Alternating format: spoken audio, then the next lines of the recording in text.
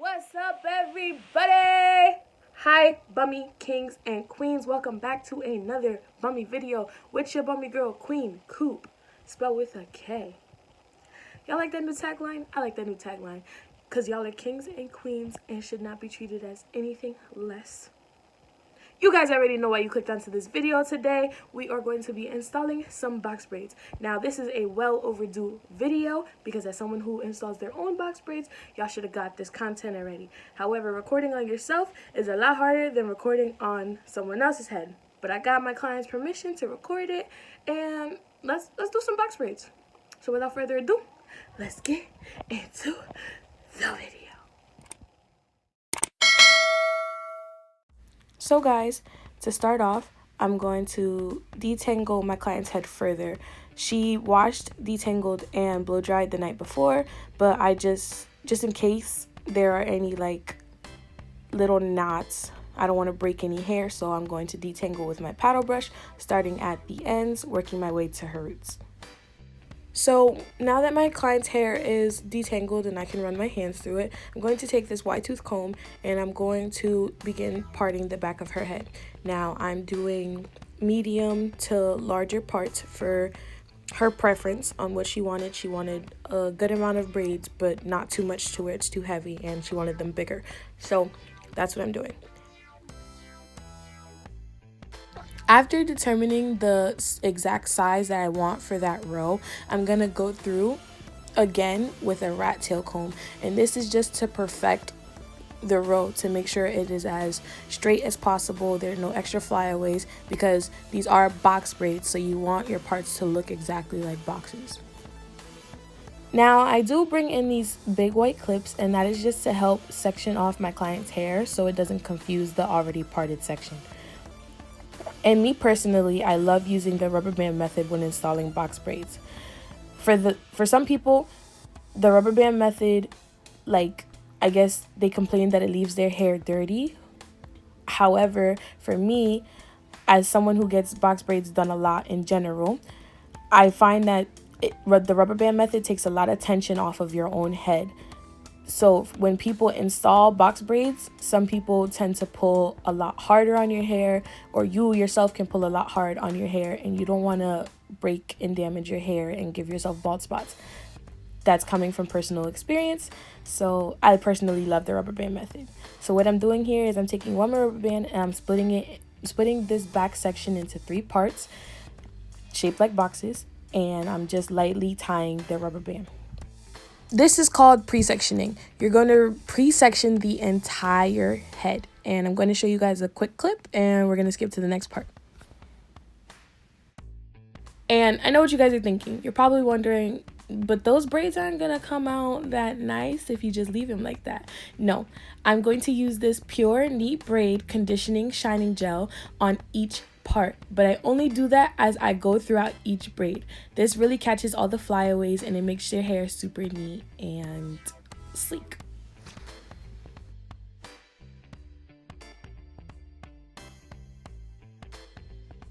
After the conditioning gel is applied to the entire perimeter, I'm going to take that same rubber band and I'm going to reinstall it into the hair, I guess you could say. I'm going to re-put it back in, and I'm going to make it a bit tighter than what it was. So I'm going to wrap it around like 3 to 4 times. Pause. Now for the fun part, the installation process.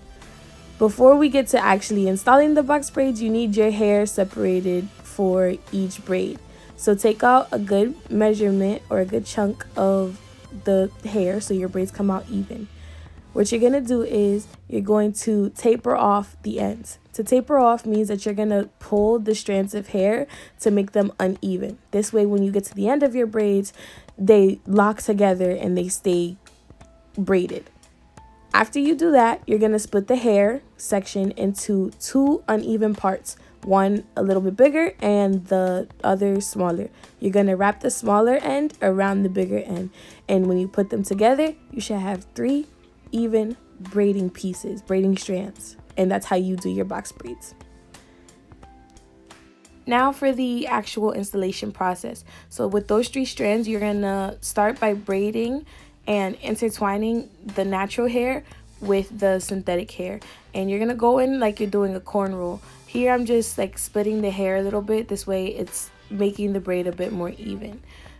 Depending on the parts in the sectioning, you can have like uneven braids. That's why you split the hair. Then you're gonna continue braiding as normal, going down. When you get toward the end of where your natural hair and the synthetic hair like begin to split off, I guess, and there's only synthetic hair, I apply the conditioning gel at the end to keep the ends not frizzy and concealed and tucked into the synthetic hair. So do that.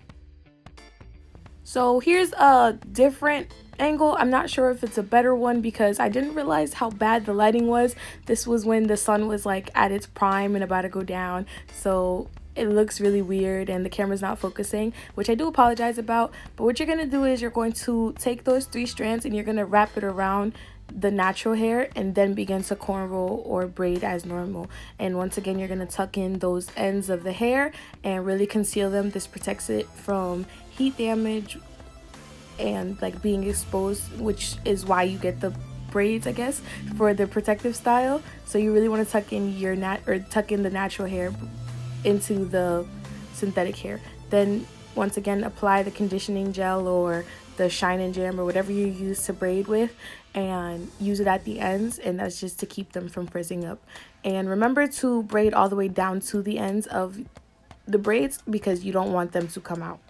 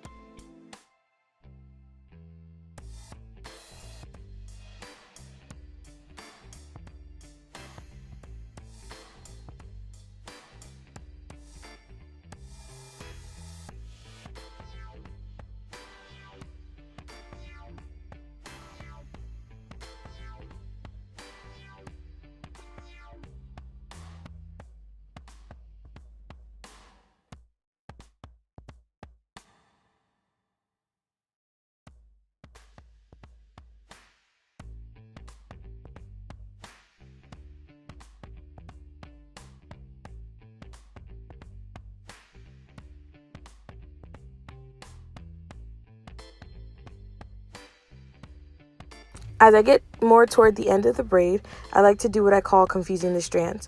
So you'll see me several times take one piece of hair, like a good chunk, and apply it to another strand, and do that throughout all 3 strands until you get to the end. Confusing the strands lessens the likelihood of the braids coming out.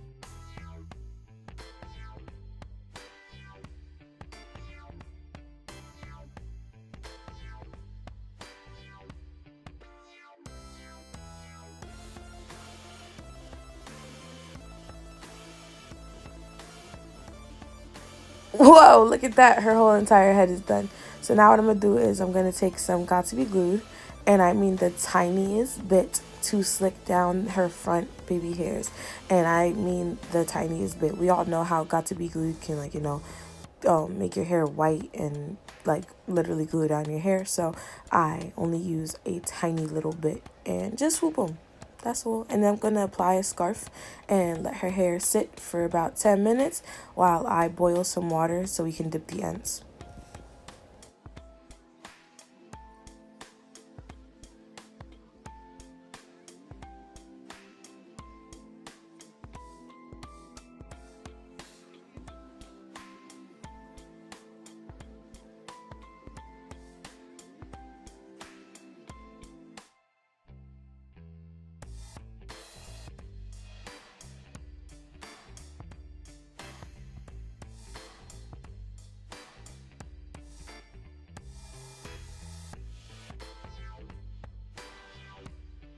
10 minutes later, and we are back with steaming hot water. Look at the smoke coming off of that. It's hot. I also grabbed a hand towel to just dry off the ends as I dip them. Sometimes I suggest using a thicker towel because hot water does burn, obviously, and I burnt my finger in this process, on my left hand though, so I'm all good. Anywho, once again, just halfway through the braids just to really ensure that they're going to be sealed, and allow the steam to rise to their head, because for some reason it makes your braids feel less tight, and it feels amazing. So let the steam just rise up into their head.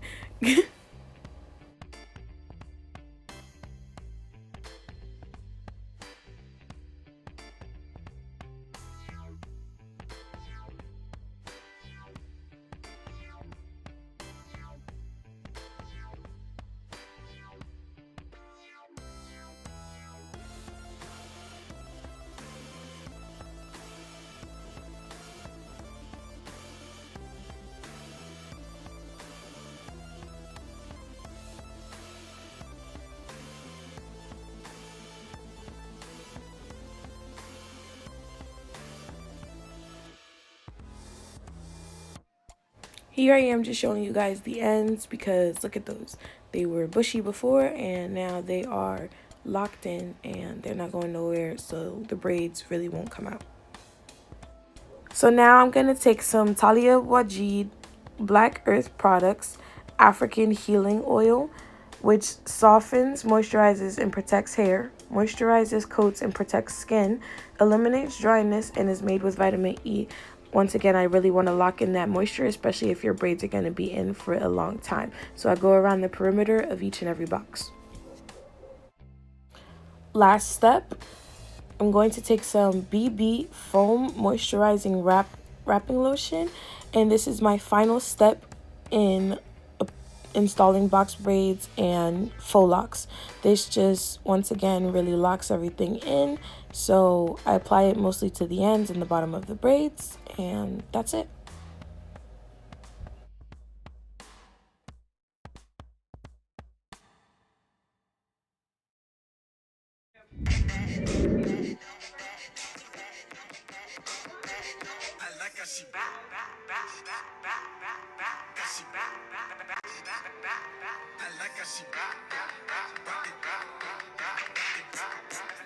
Make sure you guys like, comment, and subscribe for more.